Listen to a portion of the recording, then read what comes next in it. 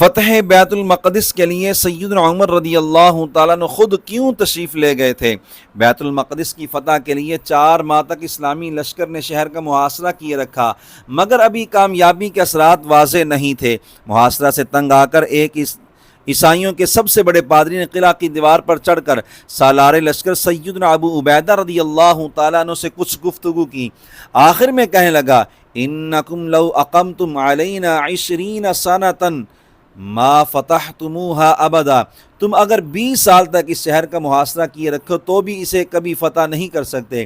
پھر وجہ بیان کرتے ہوئے کہا، وَإِنَّمَا تُفْتَحُ لِرَجُلٍ صِفَتُهُ وَنَعْتُهُ فِي كُتُبِنَا وَلَسْنَا نَجِدُ صِفَتَهُ وَنَعْتَهُ مَعَكَ أَبَدًا۔ فاتح بیت المقدس کا سراپا اور اس کے اوصاف ہماری کتابوں میں لکھے ہوئے ہیں، اور وہ اوصاف تمہارے اندر موجود نہیں ہیں۔ سیدنا ابو عبیدہ رضی اللہ تعالیٰ عنہ نے فرمایا، فاتح بیت المقدس کے اوصاف کیا ہیں؟ پادری کہنے لگا، تفصیل تو نہیں بتا سکتا، تاہم ہمیں معلوم ہے کہ انہو یفتح هذه البلدۃ صاحب محمد صلی اللہ علیہ وسلم اسمہ عمر یعرف بالفاروق وهو رجل شدید لا تأخذه فی اللہ لومۃ لائم۔ فاتح بیت المقدس محمد صلی اللہ علیہ وسلم کا عظیم صحابی ہوگا، اس کا نام عمر ہوگا اور وہ فاروق کے لقب سے مشہور ہوگا۔ وہ دین کے معاملے میں نہایت سخت گیر ہوگا اور اللہ کے معاملے میں کسی ملامت کرنے والے کی ملامت کی پرواہ نہ کرے گا۔ سیدنا ابو عبیدہ رضی اللہ تعالیٰ عنہ نے جیسے ہی یہ بات سنی تو خوشی سے مسکرا کر فرمایا، فتحنا البلد ورب الکعبۃ، رب کعبہ کی قسم ہم نے اس شہر کو فتح کر لیا۔ پھر راہب سے فرمایا، تم جن کا ذکر خیر کر رہے ہو وہی ہمارے خلیفہ اور نبی کریم صلی اللہ علیہ وآلہ وسلم کا جلیل القدر صحابی ہیں۔ پادری نے کہا، اگر واقعی ایسی بات ہے تو تم جنگ روک دو اور انہیں یہاں بلاؤ، ہم انہیں دیکھیں گے۔ اگر ان کی تمام صفات وہی ہوئیں جو ہمارے علم میں ہیں تو ہم ان کے لیے شہر کے دروازے بغیر جنگ کے ہی کھول دیں گے اور ان کو جزیہ بھی ادا کریں گے۔ آپ نے یہ بات منظور فرما لی اور جنگ روک کر امیر المومنین رضی اللہ تعالیٰ عنہ کو خط میں تمام تر صورتحال لکھ بھیجی۔ سالار لشکر کا خط لے کر سیدنا میسرہ رضی اللہ تعالیٰ عنہ رات کے وقت میں مدینہ منورہ پہنچے۔ مسجد نبوی کے باہر سواری کو باندھا، سرور عالم صلی اللہ علیہ وآلہ وسلم اور سیدنا صدیق اکبر رضی اللہ تعالیٰ عنہ کی بارگاہوں میں سلام پیش کرنے کے بعد مسجد اقدس میں جا کر سو گئے۔ صبح سیدنا فاروق اعظم رضی اللہ تعالیٰ عنہ نے نماز فجر کے لیے اذان کہی تو اٹھ کر وضو کیا، امیر المؤمنین کی اقتداء میں باجماعت نماز فجر ادا کی، پھر انہیں خط پیش کر دیا۔ خط پڑھنے کے بعد امیر المؤمنین نے دیگر صحابہ کرام علیہم رضوان سے مشورہ طلب کیا تو مولا المسلمین سیدنا علی مرتضیٰ کرم اللہ تعالی وجہہ الکریم نے رائے دی کہ آپ کو تشریف لے جانا چاہیے، یوں مسلمانوں کو آسانی سے فتح نصیب ہوگی اور آپ کو بھی قدم قدم پر اجر عظیم عطا ہوگا۔ چنانچہ آپ نے یہ مشورہ پسند فرمایا اور سفر کے آغاز سے پہلے سیدنا علی رضی اللہ تعالیٰ عنہ کو اپنا جانشین مقرر کر کے مسجد نبوی میں 4 رکعات ادا کی، پھر رحمت عالم صلی اللہ علیہ وآلہ وسلم اور یار غار و مزار رضی اللہ تعالیٰ عنہ کے مزارات عالیہ پر حاضر ہو کر سلام عرض کر کے روانہ ہوئے۔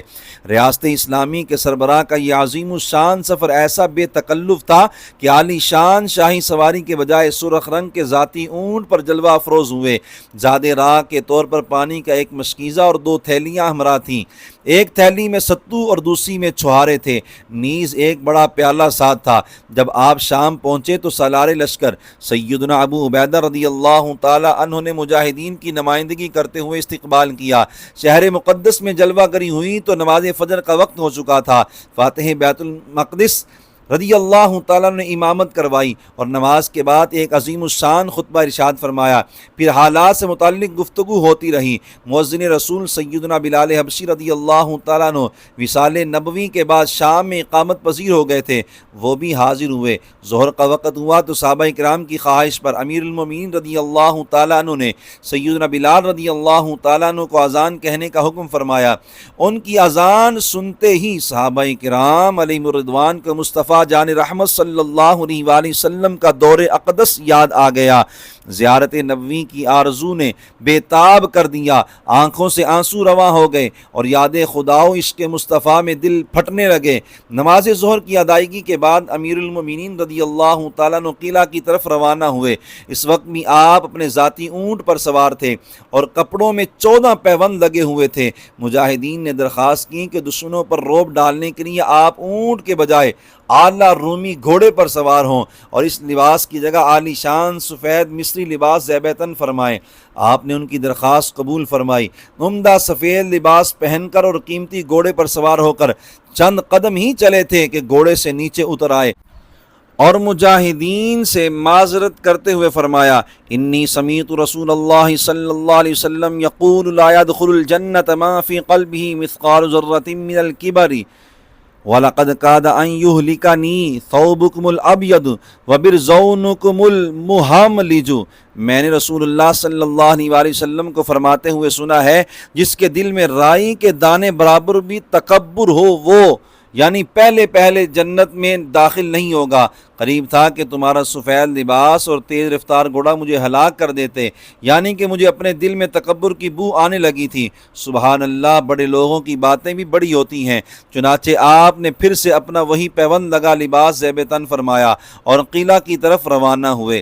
فتح بیت المقدس کے اگلے مرحلے کے لیے دوسری ویڈیو ملاحظہ کیجیے۔